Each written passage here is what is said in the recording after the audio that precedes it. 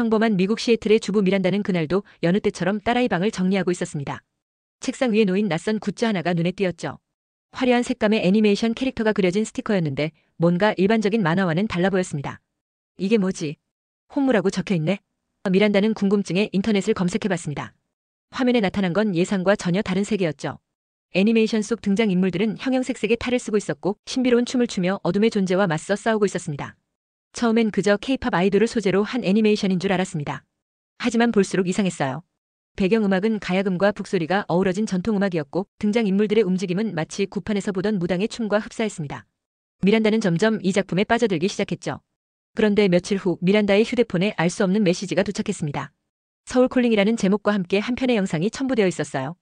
영상 속에는 서울의 실제 풍경들이 홈무 애니메이션의 장면들과 완벽하게 겹쳐져 나타났습니다. 남산타워, 하회마을, 낙산공원. 이 모든 곳들이 애니메이션 속 무대였던 것이죠. 미란다는 가슴이 두근거렸습니다.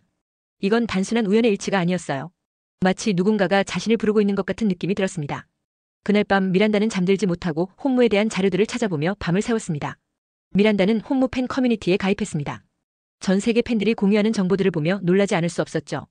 애니메이션 속에 나오는 모든 장소들이 서울에 실제로 존재한다는 사실이었습니다. 하회마을의 저 기와집, 낙산공원의 성곽길, 남산타워에서 내려다본 야경.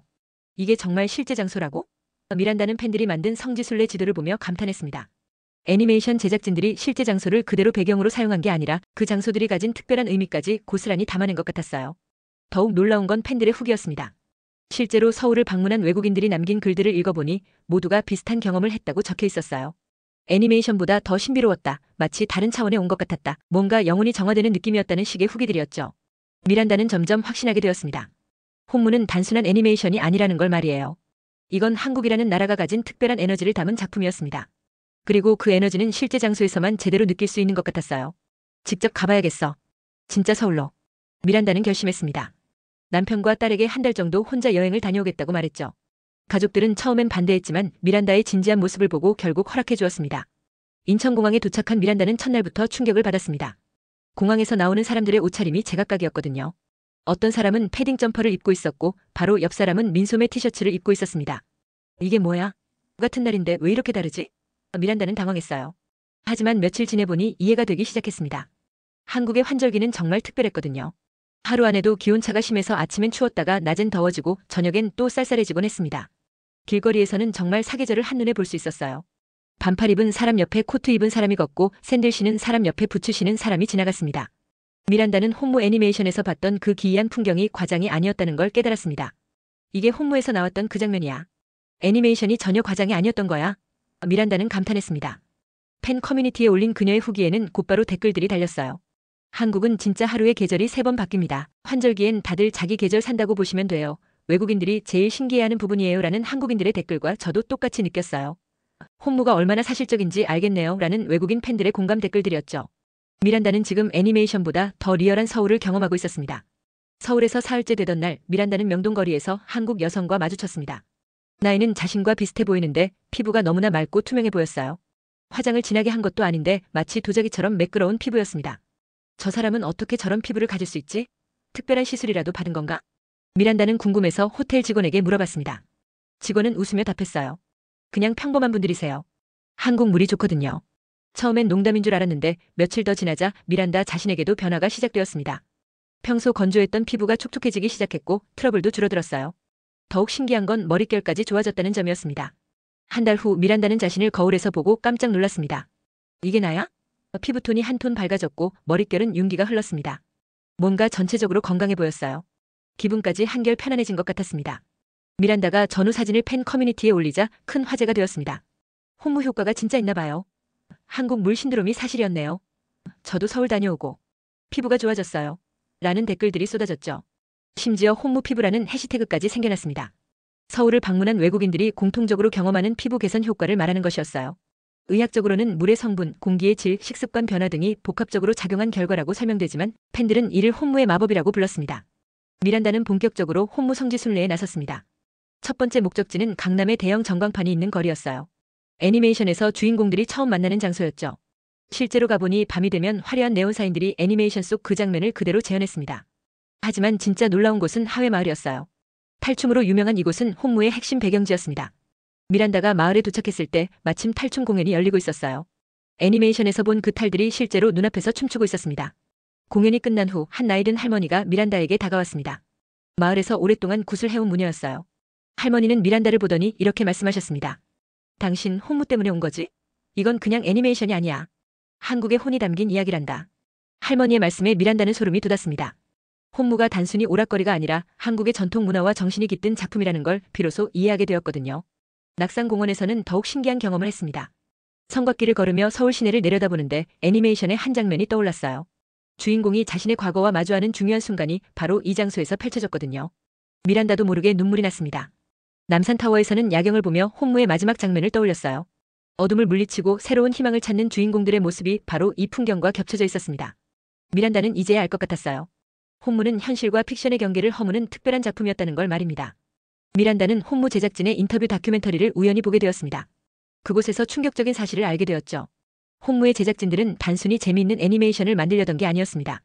한국의 전통 문화가 현대에 와서 잊혀져가는 것을 안타까워하며 이를 젊은 세대와 전 세계에 알리고 싶어 했던 거예요. 무속, 탈춤, 한국인의 정서인 한을 현대적인 음악과 춤으로 재해석한 작업이었습니다. 애니메이션의 핵심 스토리는 돌아온 딸의 이야기였어요. 오랫동안 떠나 있던 딸이 고향으로 돌아와 자신의 뿌리를 발견하고 과거의 아픔과 화해하는 내용이었습니다. 미란다는 그 순간 깨달았습니다. 이건 나 이야기잖아. 난 그 돌아온 딸이야. 눈물이 쏟아졌어요. 자신이 왜 혼무에 이렇게 강하게 끌렸는지, 왜 서울에서 이런 특별한 경험을 하고 있는지 이해할 수 있었습니다.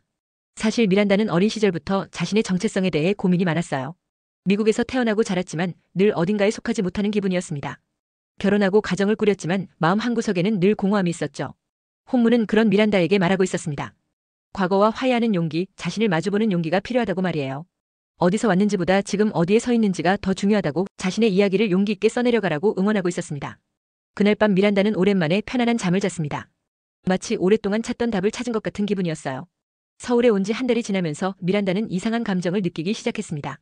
처음 와본 곳인데도 낯설지가 않았어요. 골목길을 걷고 있으면 마치 어릴 적 살던 동네를 걷는 것 같은 친숙함이 들었습니다. 이 모든 게 왜 이렇게 낯설지 않지?